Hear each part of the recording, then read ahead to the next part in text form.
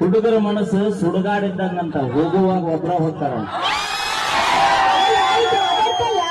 ನೀನೇ ಜೀವ ನೀನೇ ಪ್ರಾಣ ಅಂತ ಮಾತಾಡ್ತಿ ದೂರ ನಿಂತ ಮಾತಾಡ